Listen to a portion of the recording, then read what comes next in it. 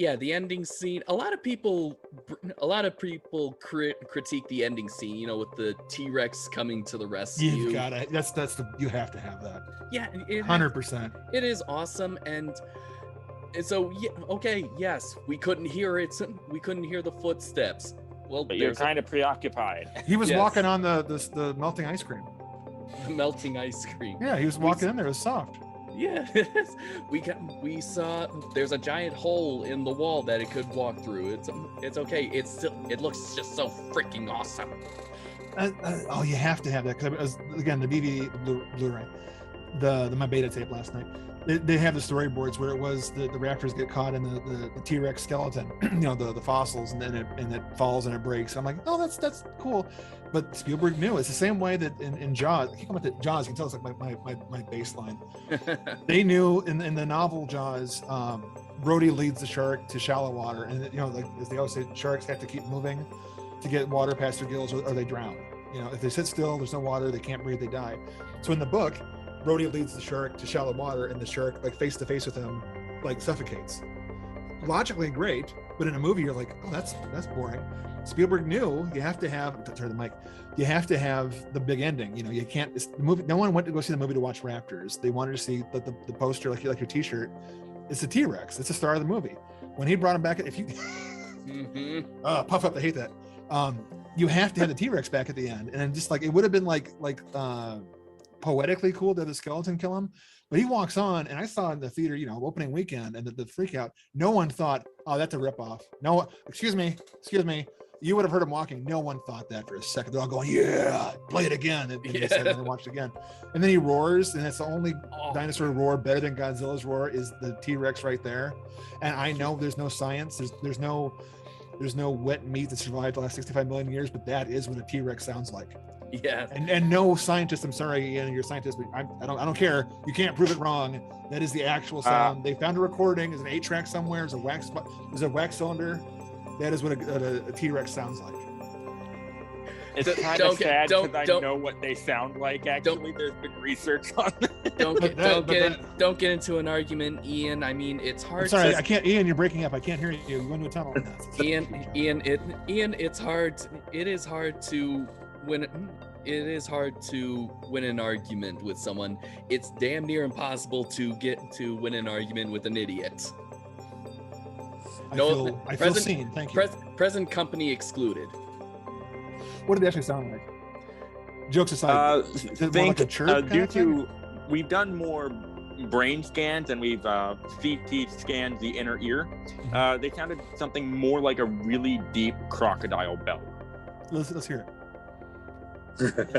Hang on. Hold on. I can. I know he has a copy of this somewhere. I can bring up. I got it, John. I could share the sound design for the T-Rex attack. Yeah, do that. I'll get the freaking crocodile sound. Okay. How's it going, Matt? How's the cat? While you guys are working, we're just talking over here. It's fine. Well, it's like there's the truth of it, and then there's the art of it. It's like okay. All right. Can you see it? Yeah. I see. Yep. All right. Let's see where it goes to the alligator. That was the. So I'm kind of glad that you brought up how it sounded, because the sound design for the dinosaurs, especially the T-Rex, were just so freaking awesome. I hope that it works. Let's see. And I don't think you can really hear it though. No, I got you covered, John. Okay. But it was supposed to be like a really low frequency noise, almost kind of like you know when you can feel like the bass from your stereo and you can feel it all the way through your body. It's sort of like that. And you could in the theater. I mean, when this thing roared up, you felt in your chair. Yeah. Oh yeah. Let's see. Stop share. There we go. That was my first time ever sharing another computer screen. I hope it worked out. Anyway, this is an alligator bellow.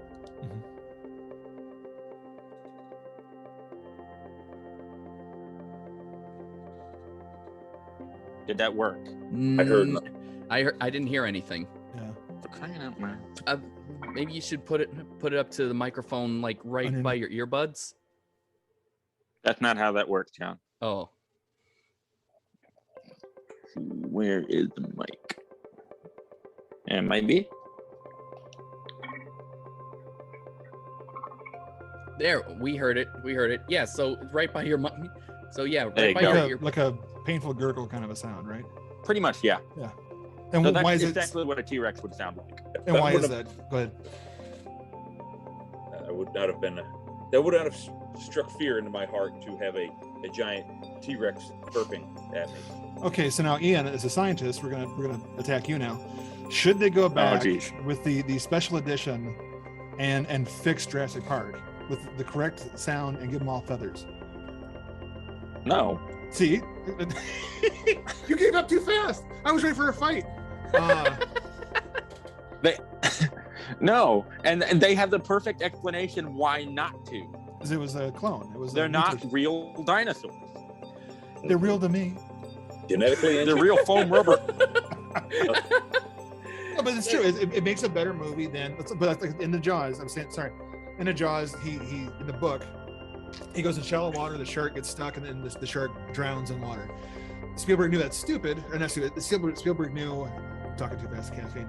Spielberg knew that that's a true ending, but we need to be more exciting for a movie. So they have they shoot the scuba gear in his mouth, and everyone knows that's not going to work that way. But it doesn't matter. It blows up, and everyone's happy. We cheer. It doesn't matter logic. It's like the exhaust port below the main port in Star Wars. Who cares if it doesn't? It makes sense then. Yeah. The T-Rex pops in. I don't care if he tiptoed. Okay. And I don't care if the roar. Maybe he was doing an impression of Godzilla because they saw Godzilla playing in the gift shop. Doesn't matter. It's the best ending they possibly could do. I'll stop. Okay, so yeah, the sound design for the dinosaurs are actually really great since they actually came from real animals, and the fun. So for the T-Rex, for the T-Rex walking, it was just the sound of redwood trees just crashing down, and that just makes so much sense. For it breathing, it was a blowhole for a whale. And what makes really great sound design is when you cover the three ranges of tones, the low, mid, and high tones. So for the low is an alligator bellow, which we heard. For the mid tone, it's a lion's growl, and you definitely can hear that. Now for the high tone, which was like the main meat of the T-Rex roar, the one that we remember so fondly, actually came from a baby elephant. And according to the sound designer, the mixer Gary Rydstrom, who I guess we're going to say pretty much made the sounds of our childhood, Ian. Mm-hmm. And Jason and Matt.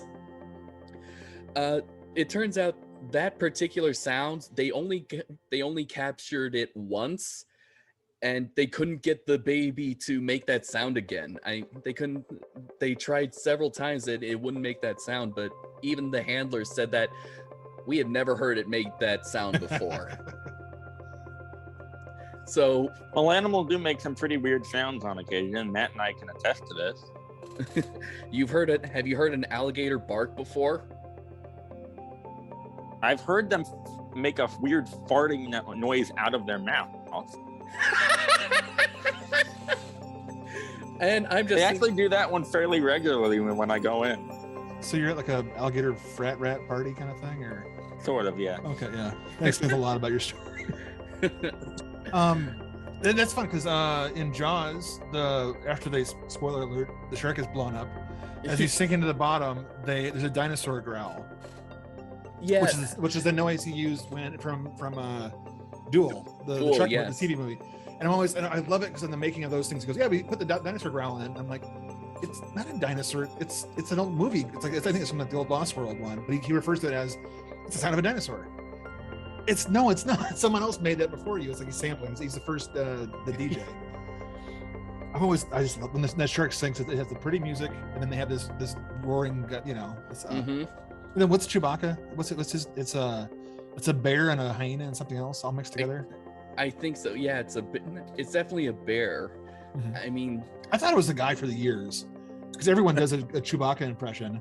Yeah. And I'm like, oh wait, you paid a bear? Not paid a bear, Jesus God. it's You paid him in fish. You paid him. He's a union bear. He gets 14 fish a day, no matter what he works or not, pay or play. But I always thought it was Peter Matthew? No, not Peter Matthew. Peter Mayhew. May he rest in peace. Yeah, another one. I thought it was Walter Matthau, the guy from I'm so old and brain dead right now. No, I thought it was just him doing that noise in the suit. Anyway.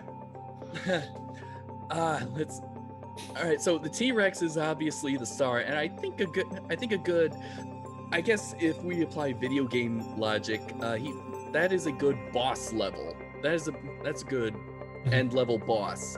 A good mid-level boss is definitely the Velociraptors.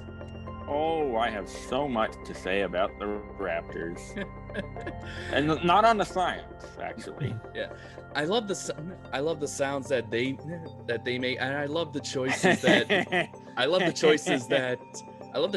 that Spielberg made, especially with the tapping of the claw. I love the tapping with the claw because he said that it's sort of like it's Morse code to the other raptors, and it sort of fits with the whole that they coordinate their attacks, and then the attack comes not from the front but from the sides. Whoosh.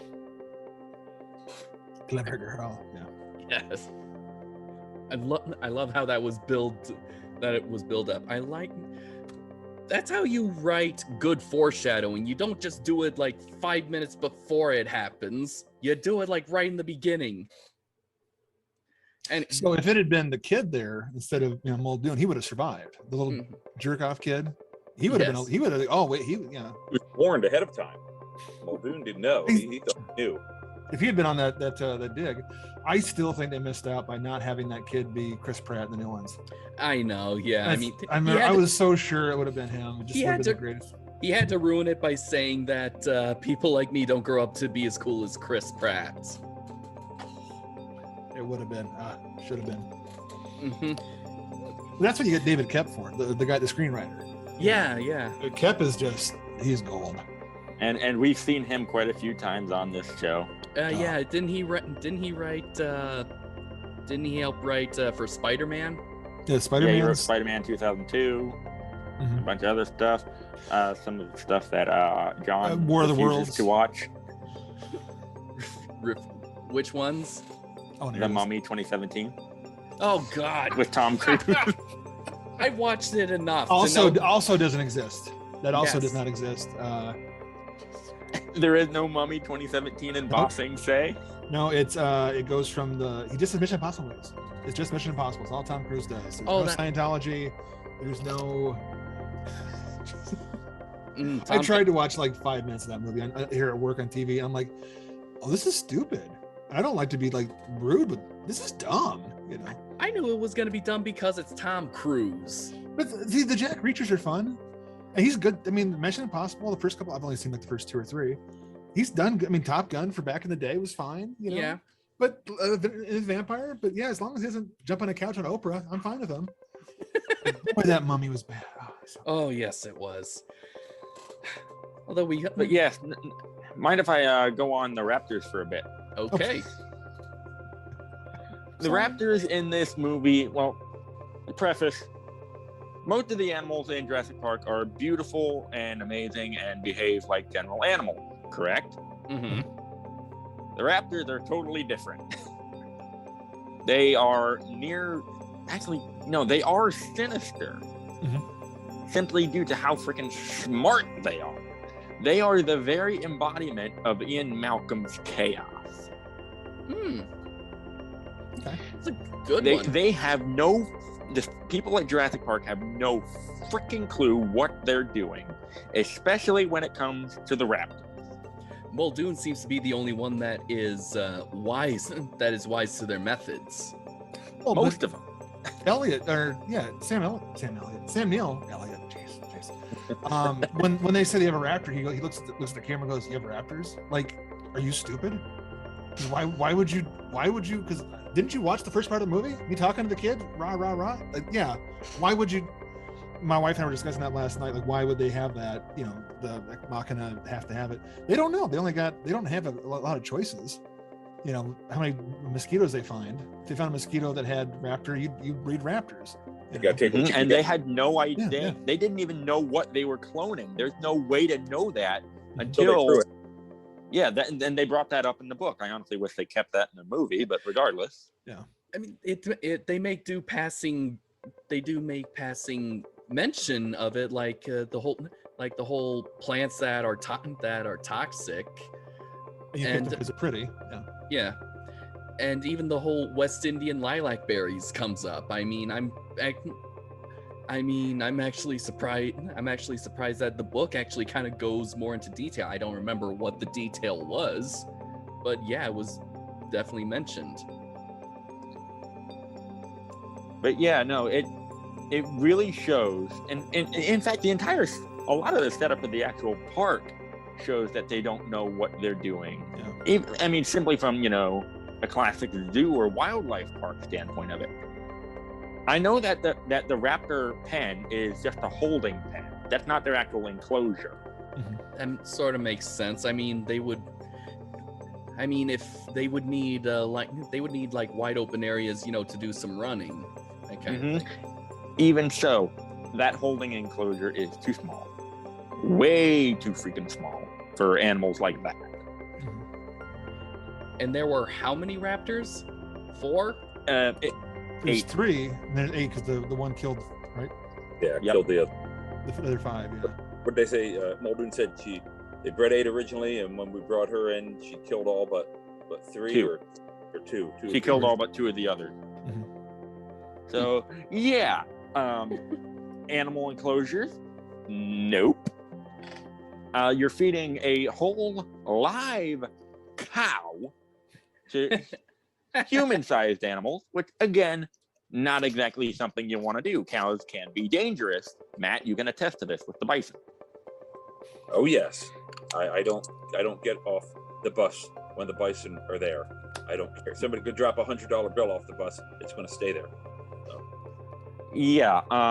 So, and you got human-sized predators attacking it. It's obviously going to fight back. And how much do you think it costs to clone one raptor? $2,000 a day, $10,000 a day. Spared no expense. And people will pay it.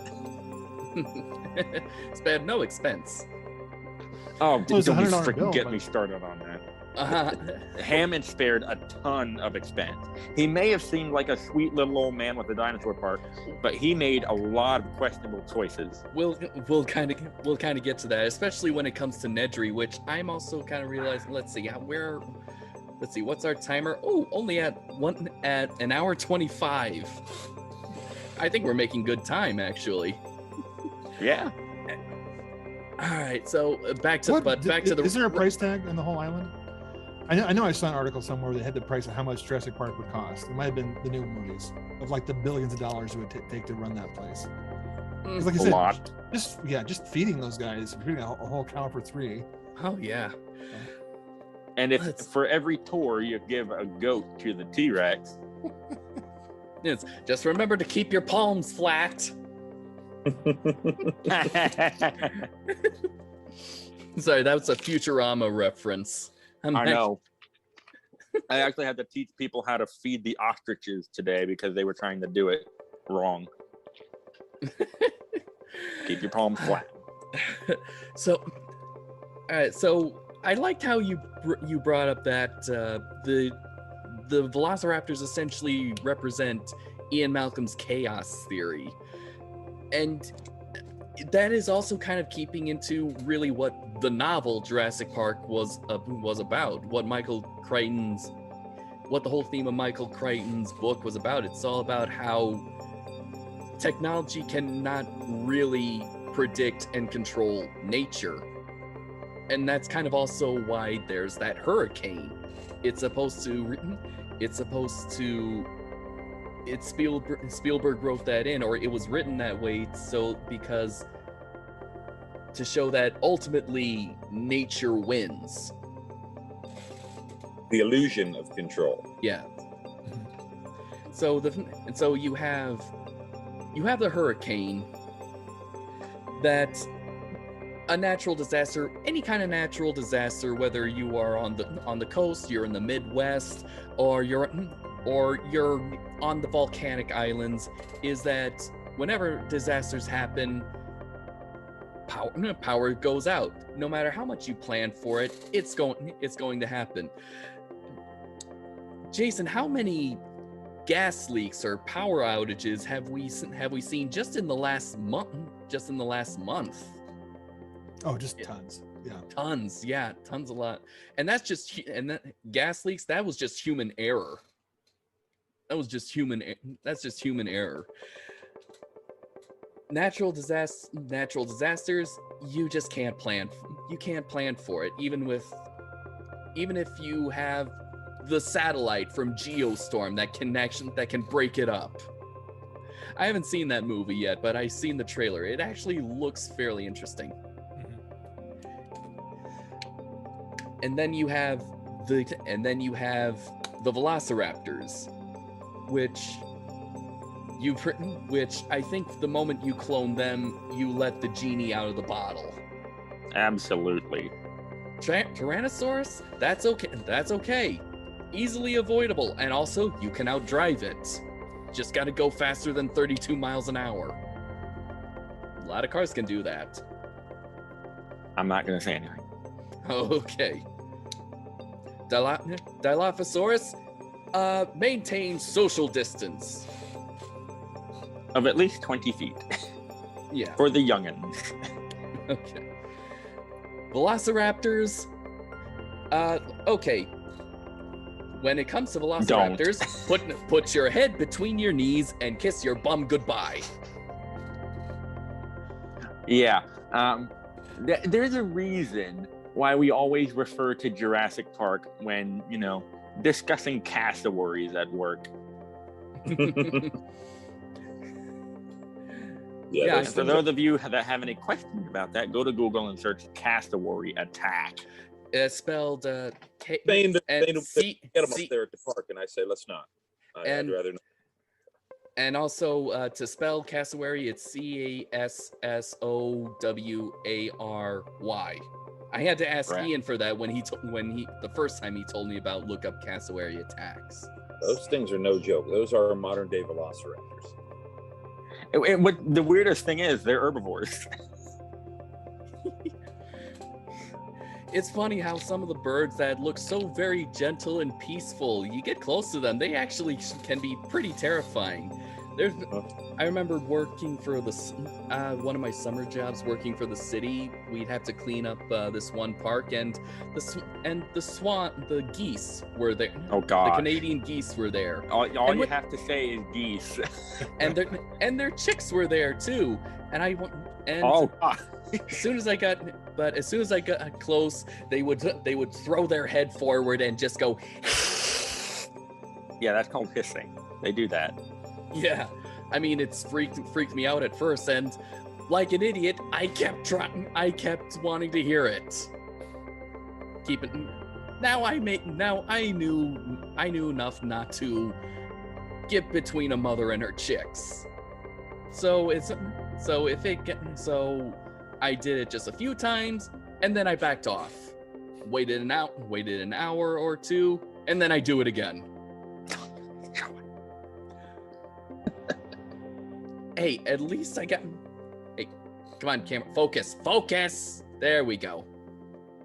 My camera was losing focus. Just like we're losing focus right now. Yeah. It's funny. It's funny. Jurassic Park we're talking about memories of Jurassic Park, and we're talking about sort of real life experiences with their descendants. Which involves you being an idiot and harassing geese. I didn't harass them. I didn't run up to them going, ah! I just wanted to see how close I could get before that I got the warning hiss. And that's all I got. And that's all I got. That was the first time. That's all I got. Went back. I just did it a few times. They didn't chase me, and they didn't bite me. I was smart. So unlike some of the people that try to pick up, the peafowl chicks in front of mom. Yeah, that's a bad idea. I mean, yeah, granted, they're peafowl, but mom's not happy. Mommy's very angry. Exactly.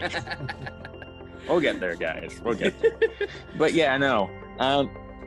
Velociraptors, no. No. There's one dinosaur that I've been wanting to see in the sequels and in the new trilogy that they haven't yet. Yes, the Dilophosaurus.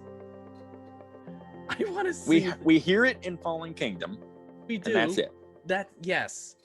I hope it returns for Dominion because they have to. It's almost assured they have to at this point. It's kind of funny. That was actually the scene that I would cover my eyes because when the frill came out and it made that sound, it scared me because it looks so cute. Oh, look at its head! Like the stick. No, I'm not gonna chase the stick. And then it comes up and it's like. I'll be right back. John, you killed your audio for a second. I did. You did. Your camera got scared. I think my microphone got scared. Oh, jeez. But yeah, no. I want to see Dilophosaurus so much. Yeah. I want to see like a group of small ones, like what we see from the first movie, and then a fully grown adult. That was a baby. This was actually a big criticism that paleontologists had with Jurassic Park when it came out. They actually went after Stan Winston for how he did. They said that it's not big enough, and he says, "How do you know it was fully grown?" That's Stan Winston, yeah. Ooh. Oh, good old Stan. So what I want to see in Dominion is a small group of, small ones. So I think, oh God, these things again. And then a 20-foot long adult. That would be worth the admission.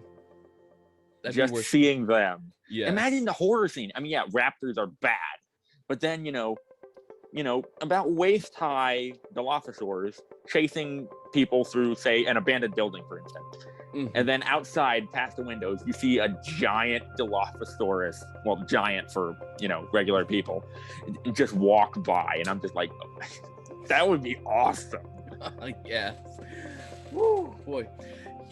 And what I remember from the book, and there's not very much that I remember, but one of the details that I'm like, oh wow, yeah, I can't see Spielberg actually putting this in the movie is that Nedry's death scene. Nedry's death. It actually goes into detail as to his death. Like he literally describes holding his own liver, intestines, his own intestines in his hands, from his sliced stomach. And I was like, oh my God. And then all of a sudden he feels the teeth from the Dilophosaurus clamping around his skull. Because keep in mind, in the book, Crichton had, a 10-foot tall, 20-foot long adult in the book. Oh. Clamping around his skull and picking him up. Is there a body count in the book? Besides that, is there like a lot of scenes like that, or is it just all on him? Let's see. Wu dies. Muldoon lives. Oh, nope. Ed Regis dies. Who? Pretty sure some random park workers dies. Mm-hmm. But like, do they in detail? Is it just him? No. All the deaths are graphic. Okay. Hammond dies, and it sort of describes him like going into like asleep. Yes. Because he's attacked by the compies. Remember they were prominent in movie 2. Yeah, they Yep. little. the little green ones. Okay. Matt and I want a life-size toy of one of those. Yes, that would be awesome. Matt, you could put it in your Jeep. I could and would absolutely. I'm pretty You could sure, have a cage in the back seat with the Conti in it. why Well, get here, why yes, get it? there. Okay, so I'm part of the Jurassic Park Motor Board, which is an unofficial group on Facebook of people that have Jurassic Park replica vehicles, either a Wrangler or an Explorer. And there is a guy in it that has a life-size model, statue, whatever you will, of a Velociraptor sticking out of the back of his Jeep, which is pretty cool. Now, I don't know. I've also seen like a trailer. Someone built a trailer that they would hook up to their Jeep, and it was the raptor containment cage that they would haul around. The person that did that's also part of the group, and I'm trying to track down who that is because I'm going to build one. Of course I'm going to build one. Yeah. So yeah, that's one of my next projects. Is I'm going to do that. I'm going to get one of the, I've got one of those Harbor Freight trailers outside. I'm going to get a smaller one that I'll put together, and I'm going to, build the sides, make the raptor containment unit, and haul that sucker around too. So. Can we put an alligator in it? Yeah, well, you can put an alligator in it, and I'll watch them. Test the strength of the cage. Yeah. I am actually trying to see. You don't have to wait for a toy for them to make a toy to put it in your Jeep, Matt. I mean, I'm actually searching through Etsy right now as we speak to see if there's like a 3D file that you could probably print. You could probably print off. 3D print and then paint it, and then you can glue it to the dashboard of the Jeep. Don't give them any more ideas, John. So far I'm not finding any luck, and right now we got a show to do, so I'll. That's later. Shopping, we're fine. Yeah. All right. Etsy's dangerous, man. You'll start. There's stuff on there. You'll just it's $5, and then shipping $5. It's this $5. This is $5. Yeah. I want an InGen mug. I haven't bought too many things from there yet, but I got a lot of stuff saved on my wish list. Yeah. So, all right, I think now let's move on to Ian. Ian, I think now it's time to talk about Hammond's favorite phrase. Spared no expense.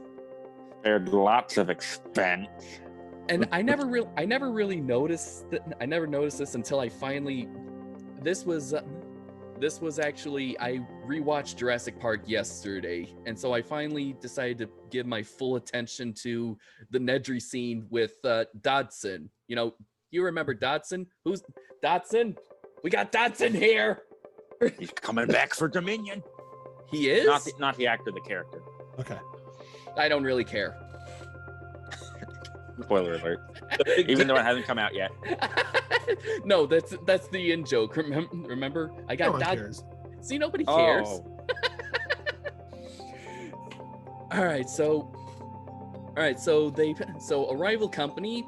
It's not really mentioned in the movie. I'm pretty sure it's mentioned in the book. Biosyn. Thank you.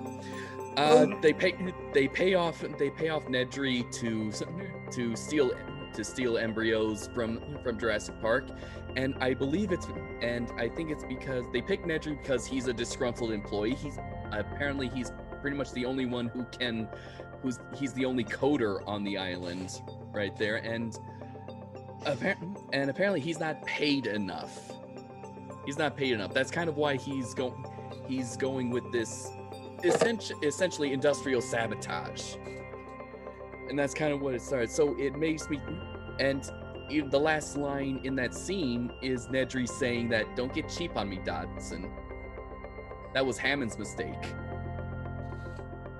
But no, in that scene, I know it's just last night, because you can't blame Hammond entirely because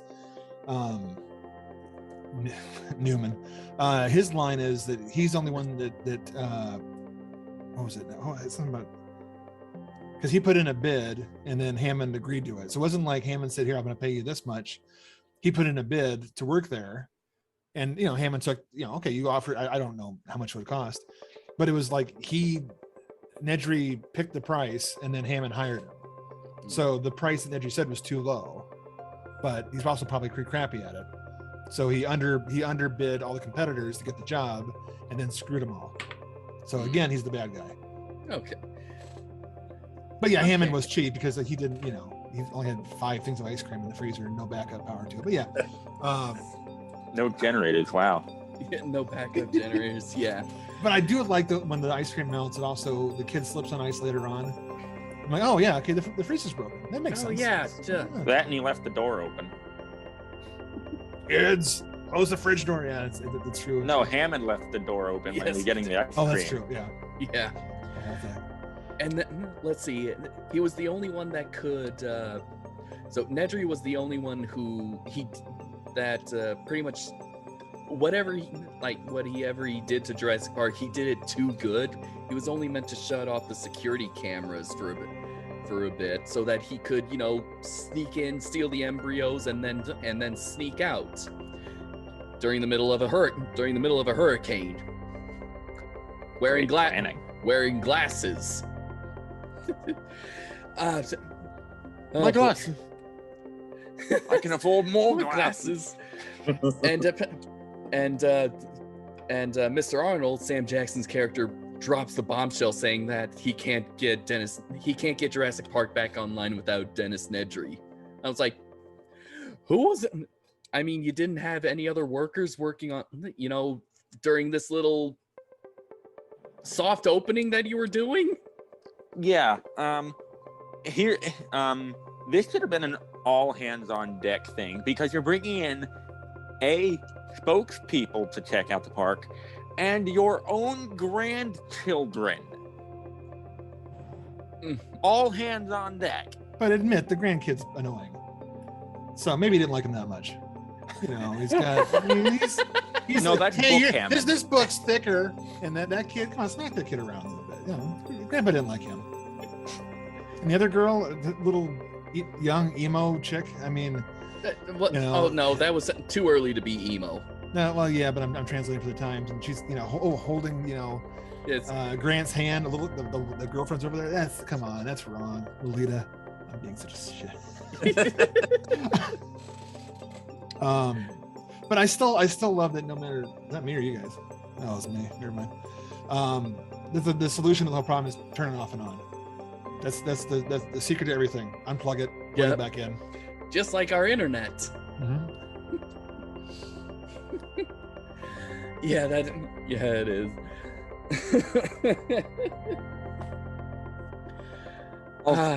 Let's just bring up Hammond's manipulation of people, because he brings in these people to mainly Gennaro,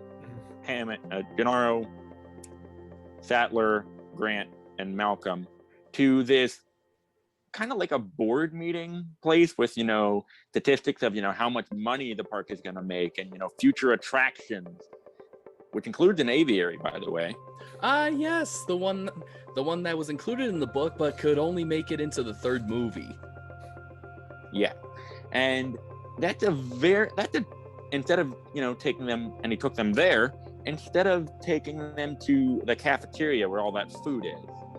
This is a deliberate attempt to try to persuade them, because paleontology, based on work with some of my associates that I do some education with, paleontology is not a profitable endeavor.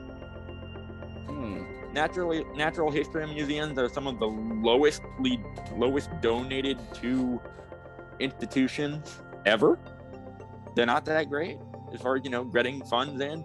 So they always have to cater to the bigwigs. Okay. And so it makes sense that Hammond said he would fund their dig for 3 years. Yeah. Just to get them to go, and then he takes them into this boardroom meeting with all these statistics to try to persuade them over even more. So he's, to quote the 2nd movie, he's still using his checkbook to get what he wants. Okay. Very interesting. I never I never made that connection. I thought that, when I watched it yesterday, I kind of thought that's a weird dining area. That's probably for like actual investors. I still remember. I still like that scene, mostly because of the lights, the light rays, and the fact that how it ends is that Hammond goes, "You're meant to come down and defend me against these characters, and the only one I got on my side is the blood-sucking lawyer." Thank you. Thanks. Yeah, thanks. Yeah. It's like, don't thank that. Oh, but then again, you're a blood-sucking lawyer. Maybe that is a compliment. Was Hammond financing the dig before the movie started, wasn't he? Yeah, in the book he was. Yeah, but when they walk in the trailer and they're like, "Who's this jerk?" Yeah, then that beautiful like one shot all the way through. Oh yeah, that's so. Anyway, I thought he said something about, but says further financing your further. Deal. Yeah. So I know at the end he dangles it the 3 more years. Yes. But because he says something then to Laura Dern's we gotta be nice to you because you're the one paying for all this. Yes. That means they're kind of his employees, right? Yeah. Kind of. Not really. He's a you said big sponsors? donor. Sponsor, yeah. So but if someone, you gotta feel like if they don't want to bite someone's pizza, essentially. But I mean, as far as like they're gonna be the ones that give him the thumbs up and the seal of approval, wouldn't people go, yeah, but wouldn't it be obvious that he's paying them to finance it? So wouldn't there be nothing? Yeah, it seems like it would be a conflict of interest. Yeah. I think we're overthinking it though, because it's again, we need to get him on the island. They're also counting on the fact that the general public might not necessarily know all the ins and outs of who exactly is financing what dig where. All they're going to hear about is, these 2 big time, archaeologists and this paleobotanist signed off on this park. Must be safe. It is the 90s. I mean, the internet wasn't as hardwired as it is now. I think something like that would have come up 30 years later, maybe even 20 years late. And that's true. They only have to convince the investors, not the public yet. Yeah. Because all they're doing is trying to tell. They need to have them sign off so that the lawyer can be happy to tell the investor that's right. Because they don't care. Hell, once the lawyer saw the dinosaurs, he couldn't have cared less what anybody else had to say. What was his first reaction? We're gonna make a fortune with this place. At that point, he couldn't have cared less what the safety things were. He was ready to go. He did, we'll make a fortune. We'll charge whatever we want. He was sold right then. 2,000 a day, 10,000 a day. We'll have a sounds like Disney. Yeah, we'll have a coupon day. It was actually when I actually got a little bit older. I think maybe during my tens, my teen years, when I thought of like, okay, wait, so this is a park, a biological preserve, as you say, that's off the coast of Costa Rica, the Caribbean Ocean, and this is a park that is meant for everyone. Do you know how hard it is even to go to a simple water park these days? And this is something that everyone can enjoy? Oh yes. Not me. Oh yes. Let's take a family of 5. Let's have a family of 5 spend a plane ticket to go to Costa Rica and then take a ferry to an island. Not catering to the super rich my ass. Mm-hmm. I can't even take a freaking vacation. Yeah. I can't get to the beach, and it's a few hours away. I know. My family freaking went to the beach, and I had to go to work. And all I got was a lousy t-shirt. Yeah. But so yeah, yeah, I think even as examining the. Go ahead, John. I think even in my teens, I saw the flaw in having a theme park that isolated and that far away, which is why I like the idea of the Lost World, like bringing it to San Diego. Sure, it's still expensive, but not as expensive as a plane to Costa Rica. I always thought the island was sort of like a nod to Godzilla and Monster Island. You know what I mean? Like Probably. it was just, so the idea was it was you know, the super rich and the lawyers and all the money there, like they couldn't just do it on the tip of Florida and then build a wall. It was meant to be like an exotic. Hammond even mentioned to me. He says, "Why didn't I build in Orlando?" I can't remember when he mentions it. Let's say that. You know, why didn't I build in Orlando? I think when they saw the projection of the hurricane coming. Yeah. Yeah. Why didn't I build in Orlando? You still would have dealt with the same problem eventually, Hammond. A couple a year. Yeah, because Florida never gets hurricanes. Oh no. No, they just have alligators. And invasive Burmese pythons. Hey, buddy, how you and doing? Floridians. How you doing, Hiccup? You want to join us, or are you just telling me it's time to go? Well, you're gonna have to wait. We don't know when we're gonna be done yet. Real quick, Matt, you're about my age. Did you know Velociraptors before this movie? No, I didn't. Okay, see, now you guys, Ian and John, you've always known Velociraptors, right? Yeah. Pretty much. Yeah. Yeah. So I've always when this first came out, I thought they were fake. I thought they were made up dinosaurs for the movie because I had a bunch of books and I'd been to museums. So I just didn't watch. Oh, this is a made up one, and then realized later on, no, this is obviously real. But I thought they were made up like they're so smart. They traveled in packs. It seemed like a movie device. So again, give the movie credit for giving people knowledge. That the whole species existed. The funny thing is that the Velociraptor in the movie are not real per se. I mean, actual Velociraptor. Whoa, the movie lied to me? What?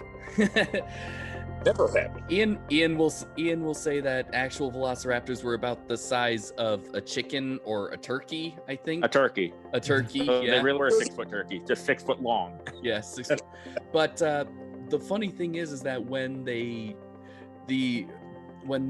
proposed Velociraptors, the one that that made it into the movie, when they designed it, about a few months later, there was a dig to reveal yet there actually was a raptor about that size, and it got the name the Utah Raptor. Nice. And Stan Winston actually, there's a quote by Stan Winston saying that we created it and they discover it. It's mind-boggling. Thank you for doing my job for me, John. I know. I'm sorry, but I know, and I'm sorry, Ian. Well, it's kind of hard to find the line between where movie making and paleontology divides this especially when it comes to a movie like this. Absolutely, yeah. When they designed the actual raptors for the movie, since the Utah Raptor hasn't been described yet, it was discovered, it just wasn't described. They just really beefed up an animal called Deinonychus, and they're about waist high. Okay. Oh. Okay. See, I find that scarier. You know what I mean? Because once you get to be like a person size higher, then it's a monster movie. But when they're smaller, that's a horror movie. Because Critters is scary, right? But when it's a Godzilla, it's a monster movie. When it's Frankenstein, it's a monster movie. But when it's Piranha, it's a horror movie. Jaws is a monster movie. Piranha, when they can, cockroaches, is a horror movie. Killer dinosaur chickens could be a horror movie. But when they're 6 foot tall, then it's, you know what I mean? Because then it's like when it involves a chase and locking doors. But when there's, I don't know, it's just a weird that is a pretty I'm not interesting afraid observation. Of rats. I'm not afraid of rats. I'm afraid of mice, which makes no sense. Well, if it makes you feel any better, I feed mice to snakes. As you should. Yeah. No, because like a rat is like it's a small cat or it's whatever it is, and then they don't do a whole lot. But mice can get in my drawer right now. Oh. It's a weird kind of thing, So the raptor being 6 foot tall is still in the monster movie kind of thing. But if it had been smaller, like a movie called Nightwing where the killer or Spawn, not Spawn, Alien. Jeez, Jason, I'm tired. Piranha 2. The Spawning. Oh, geez. Has the flying piranha fish, and it's horrifying. But they're about like this big, but they kind of fly around like a horror movie. If they get any bigger than that, it'd be a pteranodon or something. Not pteranodon, Well, look at the way the companies behave in Lost World.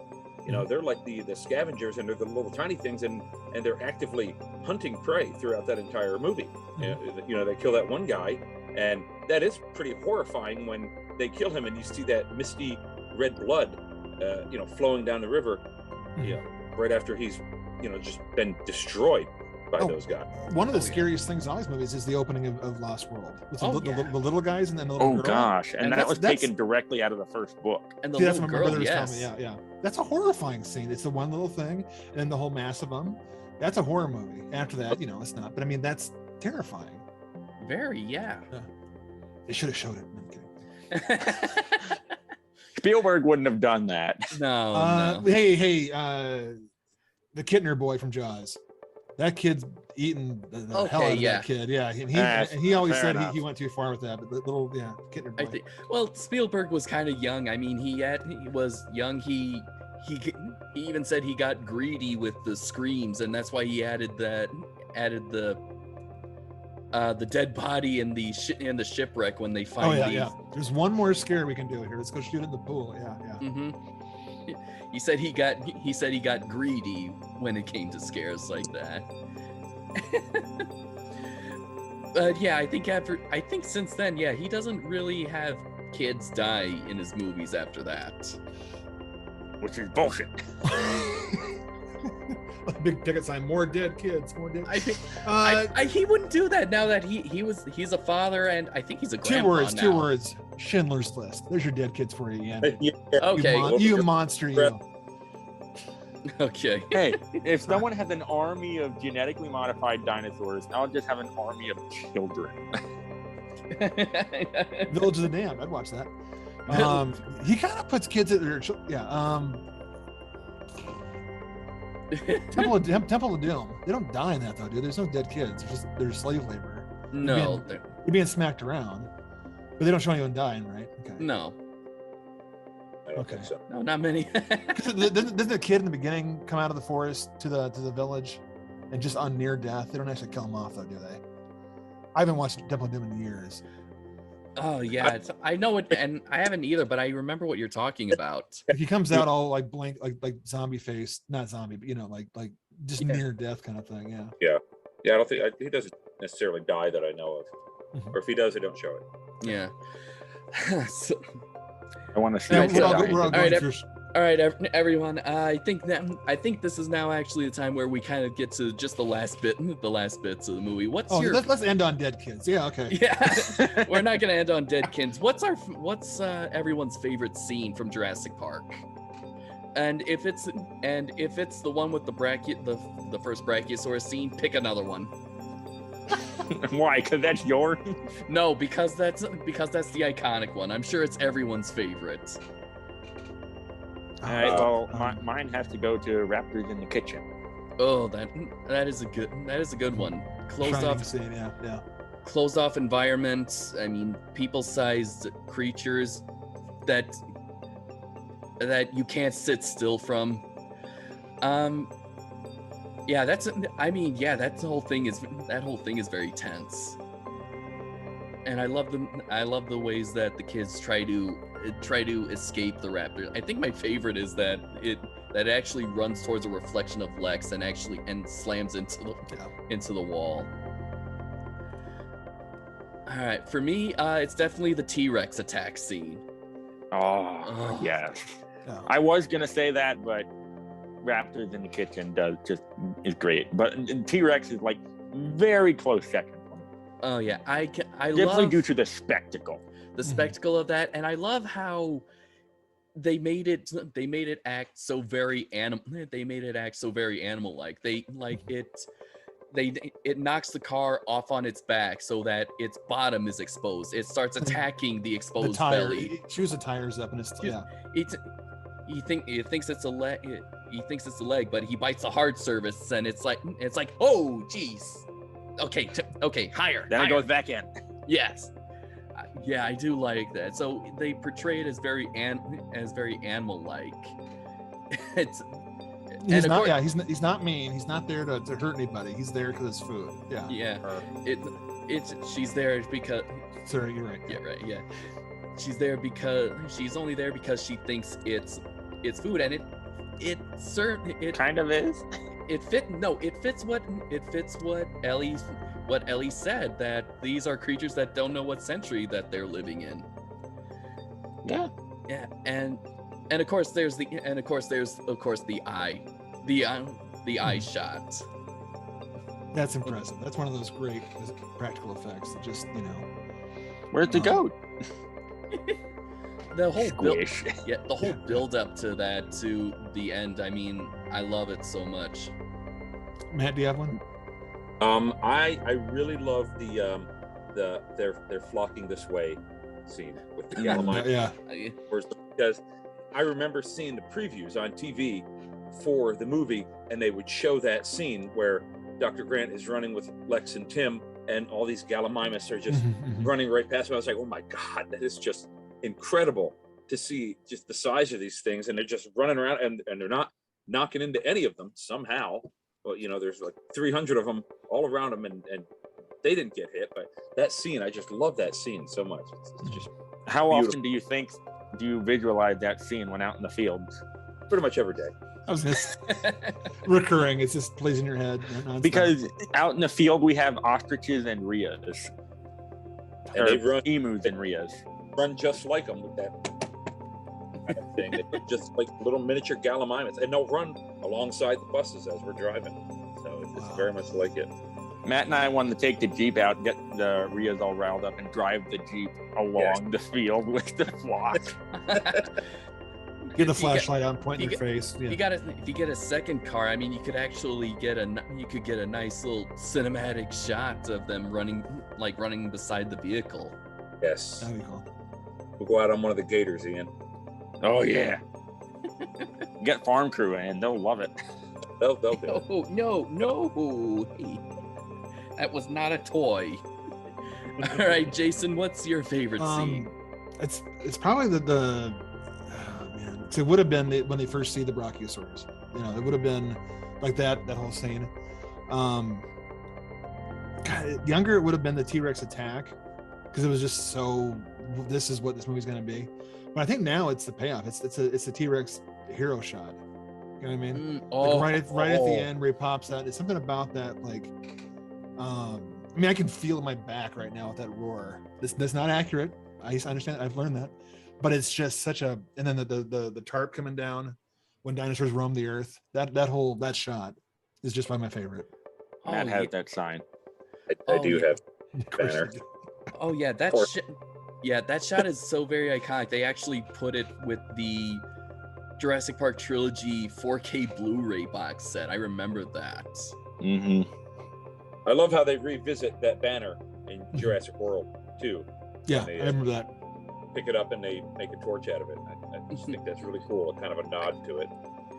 Yeah, but and of course with all those favorite scenes, I think we all can agree that the Brachiosaurus scene, the first Brachiosaurus scene, that's pretty much a lot of everyone's, including us. There's our favorite scenes, because it's like who mentioned it earlier? Ian, you did. I think that we're pretty much experiencing this at the same time as Grant and as Alan and Ellie are, and it's just amazing.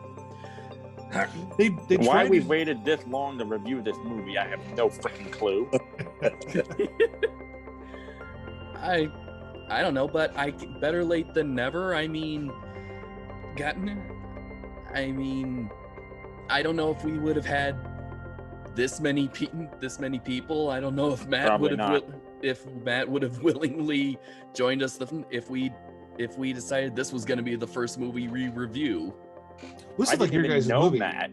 I didn't have a job at Lake Tobias set when it was on our first recording. Really? Wow. Yeah, I just got out of high school, and then I had to go down to Arizona for a couple months. Ah. Wow. Oh yeah. So probably wouldn't have. And I didn't have a job at KCAU during our first recording. How long have you guys been doing this now? This is year 3. Year 3? Okay, yeah. It's a monthly series, and I'm actually surprised at how fast it's going. Yeah, but this is like your guys' movie. Like Jurassic Park's important to you guys. You wouldn't want to do. You wouldn't want to do this number one. You want to. You don't want to. You know. You want to. You want to know. You want to be able to like build up as something important this to you. You know. Yeah, and I know, and that's why I made that cinematic intro. Yeah, and we would. I made a cinematic-ish teaser trailer that kind of ended with a joke, because that's kind of my style. And yes, this review does have dinosaurs in it. But yeah, we want. But okay, yeah. I think it was good to wait this out, because we found coworkers who were also Jurassic Park fans and also were film enthusiasts. I'm glad that I got to meet you, Jason, and see, at first I saw your tattoos of all the horror movie monsters, and we got to talking. I'm still flattered that you let me borrow The Invisible Man. I want it back, by the way. I gave it back. I'm kidding, you did. I know. We got a free copy out of this. Yeah. But so, yeah. Yeah, almost 30 years now. What's this? 28 years since the. It's still watching it last night. It sounds hokey, but it does still work. It's like, I love Jaws. Jaws that come up all the time. But it's a rubber shark. It's not, it's still scary, but it's kind of quaint now. The build up to the end is still perfect, right? But the effects last night, we're going, this is better than anything I've seen. It's got depth. It's got texture to it. I believe the dinosaurs are real. I don't believe that Thanos is real. As impressive as the Marvel movies are, and I enjoy those. But the dinosaurs they're real dinosaurs. It's amazing. Jaws, if you look at Jaws, while it's fun, it does look dated. Mm-hmm. And the fashions that people are wearing, the vehicles that people are driving. Now the vehicles in Jurassic Park are fantasy vehicles. Okay, they designed them to look like they're vehicles from a theme park, from a wildlife zoo. They're designed to look that way. They're not supposed to look like something you would see driving down the street every day, with the exception of me driving, my Jeep, of course. That's the idea. It didn't look like anything that you saw outside when you left the theater. Whereas you might see the same kind of cars that you saw in Jaws, right outside the theaters. A Buick, driving down the road. But so you say that, Matt, but then you parked your Jeep outside the theater. This is true. I did do that. If you have it, you got it, flaunt it, right? Come on. Yeah. Yeah, he freaking used his Jeep to get free tickets. Yes. No, that's called being a genius. Okay. Yeah, I would do. I would do the same thing if I had a DeLorean. Absolutely. Well, wouldn't we all? In front of Jurassic Park, that makes no sense. But no, but Jaws, all those movies, they come out like in the 70s, and they look silly in the 80s and 90s, and then you forget about the style being silly, because like Manhunter, the first Hannibal Lecter movie, before Hopkins, it looked like Miami Vice. For a couple of years, I was like, oh, this is dated. They're all wearing like pastels and crap. Then you hit like in the 90s and after 2000, then it was cool again, because then it was a time capsule, and the effects don't matter because it's not an effects movie. But Jurassic Park, the helicopter was supposed to look so futuristic and high tech when they go to the island. That's a 30-year-old helicopter now. We have better helicopters than that, right? But the dinosaurs, they still look like living, breathing back. When you go over the hill on the giant, it's a big pile of shit. The Triceratops is laying there. You feel dumb when we're watching the making of last night, and we're going, and my wife's like, I feel stupid because we just assume it's a real dinosaur. I know it's not real, but we assume that it was built upright and it could walk and it was animatronic. And then, no, idiot, it's sculpted on its side, but we just assume they can walk and talk and breathe and act like the T-Rex. But it's an effect. It's full of bladders. It's got a guy running the eyeball, all those kind of things. But it still works. Nothing else does that. Anything else? It's one of those films that's just perfect. It is, for what minus there's one dialogue line that bugs me, and it doesn't ruin. But the lawyer has a line where he has it backwards, right? And because it doesn't, he says if they're not impressed or they don't believe it, I don't believe it. It's supposed to be if he doesn't believe it, they don't believe it, kind of thing. But I'm like, kill the lawyer. Right. But and I'm like going, and I just, it's one of those things where you just know there's an alternate take, but that was the best one they put in. But everything else, Hammond at the end being sad, the kids being goofball, and I was gonna make a joke a minute ago. My favorite scene is not the electrocution part. Take that out. That's the one bit where the charge is coming through. And I'm like, just have him jump off at the last second. And I'm like, no, I know how it goes. And his hair goes up. He would be incinerated. He would.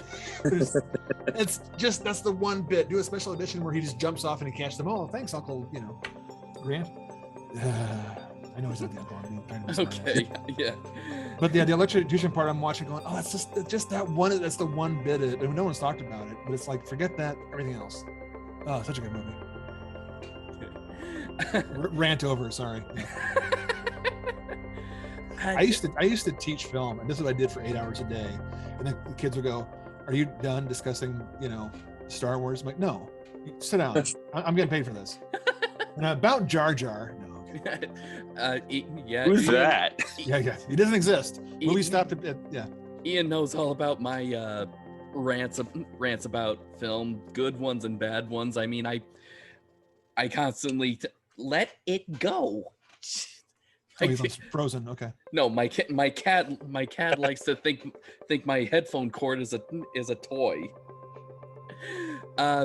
Ian knows my tirades and rants on good and bad films because I constantly say, "Ian, take over," because I'm hijacking this review again. It's a thing we do now, John. Yeah. But yeah, I agree. I agree with most like that. Jurassic Park, it feels very timeless. With the cars and even the helicopter, the vehicles, it makes it feel like it is very timeless. I guess even with Jurassic World, the theme park, it does feel a little. Even that kind of feels a little dated. With the whole holographic, and even the tram feels very Disney World-ish. How do the effects hold up a couple years later? Pretty well. I don't know. Even when it was out in theaters, I think with the Brachiosaurus, it wasn't too well. It had the obvious digital touch to it. Mm-hmm. Well, what are you gonna do? I know. Different time, different things. All in all, but overall, not bad. Yeah. Look at what was it, Fallen Kingdom, and you compare that Brachio scene to the original Jurassic Park. The scale is completely different because the original one was done on film and the new one was reported digitally. So it's just, when you did it on film, they had the film cameras there, and the scope, the scene was this big, whereas the scene in Jurassic World, Fallen Kingdom, when they arrive, is about this big. It's much smaller, so it just does not have that scope that the original one had. And that's part of the magic of the first one, is the fact that it was filmed. It wasn't a digital movie. Mm-hmm. Yeah, I kind of agree. I agree with that, actually. There you go. There we go. So clever girl. Okay. Yeah. All right. So anyway, I think that now that moves us to our rating. Ian, do you want to start us off? How many out of 10 do you give Jurassic Park? 10 T-Rex roars out of 10. 10 T-Rex roars out of 10. All right. All right. Why 10? Because that's a rating system we use. For one.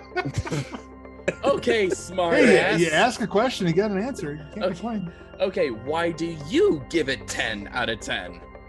Because it's awesome. It's one of those movies that everyone needs to see. Whether you're a simple casual movie fan, whether you're an in-depth film fan, whether you like dinosaurs, adventure, horror, there's something for everybody. Sci-fi, you got that. it's all awesome. It's so good. It's something that's so ingrained now in our culture that even people that haven't even seen it, shame on you if you haven't, once again, and they know what it's about. It's so good. Everyone needs to see it. And it's freaking ended in 2017, I think it was. It ended up in the freaking film library of Congress. Everyone needs to see it. All right. Okay, then on that note, yeah, for me, I definitely give it 10 mounds of Triceratops dookies out of 10. Not that good or bad? I was gonna say, yeah. Which way does that go? I'm sorry, that was the thing that popped into my head most. I give it 10 T-Rex stomps out of 10 because yeah, it is an icon. It is timeless. It is definitely a movie that made me want to become a filmmaker. So I owe it everything, and yeah, it's definitely, and like Ian said, it's definitely one of those films that you have to see before you die. And you can watch it once and just be done with it, or you can watch it a million times and just love it. It doesn't matter. It's still one of those movies that has to be seen. And from its music to its effects to its actors to even just the sounds, it was definitely a game changer to the world of cinema, and we pretty much owe everything to it. So there we go. That's my rating. That's my reason. Here, I'll go because Matt's thinking. He's trying to. I don't want. If you judge a movie by succeeding what it's trying to do, like it's trying to be this, its intent is this, it's absolutely a perfect movie. It's trying to be a family film, and it shows family, not just doesn't just show them, it inhabits it. It's an adventure because you go across an island. It's awe with the dinosaurs. It's trying to make dinosaurs come back to life. It's that. So in that case, it's 10 for 10. It's 10 pints of melting ice cream. That's what I'll say. It's on my scale. But I mean, like I'll watch movies that are horror movies that I like, and they don't know what they're doing. They don't achieve what they're trying, but it's a different reason. Jurassic Park is 100% what they set out to make is what they did. Jaws is not, because Jaws, they didn't make the movie they wanted to make. They got better. I'm talking about Jaws too very much because they couldn't show the shark, so they had to learn how to do it. So it's a 9 out of 10 because it wasn't from beginning to end a perfect film. It's still great. But this one is, they knew going into it. Once they started shooting, pre-production's done, they knew everything they're doing, and then they adapted to it. It is 10 little kids traumatized by a fossil to his guts. That's what it is. Okay. All right, Matt. This is a tough one to answer. Now, obviously, the answer should be a 10. It should be 10 Jeeps out of 10, right? However, I say 9.5, and here's my reasoning. I love the movie, but after reading the book, there are things that are in the book that I really wish had been in the movie, such as the part where they're on the raft. They're on a raft and the T-Rex is trying to swim across the river to get them on the raft. How unbelievable would that have been had they put that in the movie? It would have been amazing. Just the pacing of the book, everything that happened in there, had they been able to transfer exactly what was in the book to the movie, it would have been even more amazing than it was. Not that it wasn't amazing. It's an incredible movie, and I love it, and it's always going to be in my top 5 of all time. But had they been able to put a couple of those extra scenes from the book into the movie, we really would have had something unbelievable. So that's my only rationale for not quite perfect. I understand. Okay. The book is good. Everyone, in addition to seeing the movie, read the book. Oh, that book is so good. And I can respect that, Matt. I can respect your reasoning. Have they put that scene in the sequels? The T-Rex underwater? No. Has that been? No, not Well, that. how did it for that's JP3 with the Spino? I mean, have a T-Rex under the water and then just have it go all the way underneath you can't see it. Yeah. And then have like the tail like a shark fin. That seems like that needs to be done. I take mine back. This movie sucked. This is garbage. They did not have. Oh, come on! I'm out of it. Cheap joke. I'm sorry. John, we need to have this guy on more often. yeah. We'll have to see if he's up for it. He's giving Tyler a run for his money. I showed up at least. I'm telling you right now, it's Tyler. I should watch my mouth. He's a friend of mine who wanted a break. So he wanted a break from this. He wants so that we can just hang out more, not just do work, as he says I'm doing a lot. This is work? I think he sees it. I guess he sees it as work. I don't know. Regardless. Good. Jason, when you brought up the intention of making the movie, that reminded me of a bit of trivia that I saw. I looked at the IMDb trivia last night, and I think all of us would find this interesting, that James Cameron actually stated that he wanted to make this movie. Oh God. But let's see. He says the rights were bought a few hours before he it was bid. like. Yes, I mean, before you can't outbid Spielberg. He's Well, it also helps that he was friends with Crichton. Okay, here's the interesting thing.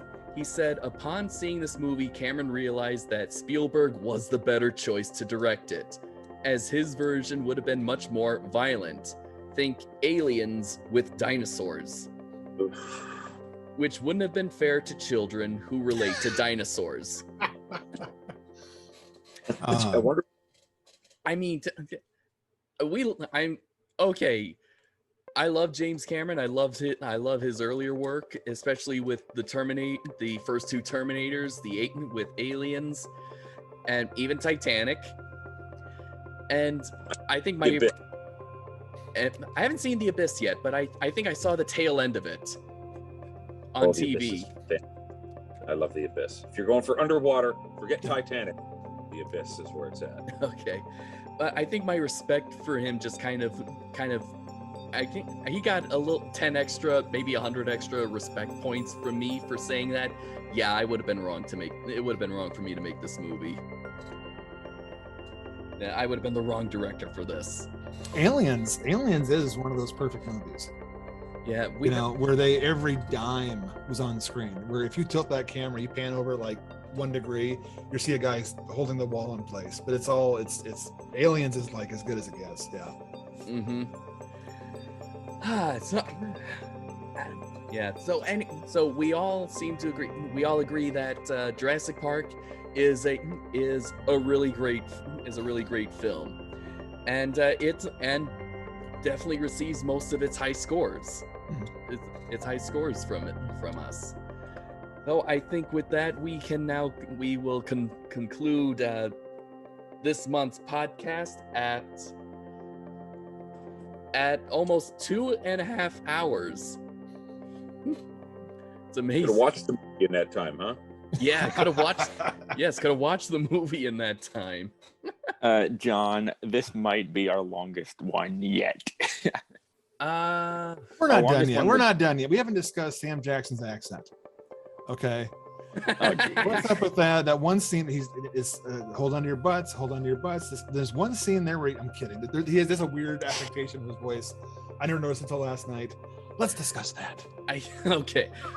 Well, John, I don't know what under his desk, but okay. I did not. Okay. Yes, I did. Yes, okay. I did. Honesty comes out. No, it's some like odd, like he's trying to do, and it's not trying. He does. It's like he's trying to do his version of a computer geek. And it's this weird, not an accent. It's almost like he's trying to do something. And I'm like, and it's not anywhere else in the movie. And it's not before. It's almost like he did one take and Spielberg goes, yeah, we'll keep that. I will find it for you, John. You don't believe me.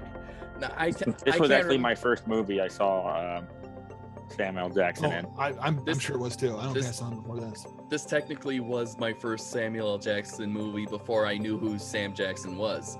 And I didn't even notice who he was in the Star Wars prequels. course, I was 9 when the first one came out. I remember thinking that Laura Dern, she can see? Because she was blind in The Mask. Not The Mask. Mask. That one. Yeah, the Sam Elliott share. Eric Stoltz. Eric Stoltz. Yeah, Rocky Dennis movie. And she's so good being blind, and I watched it going, oh, she can see? I didn't know that. I didn't know she was.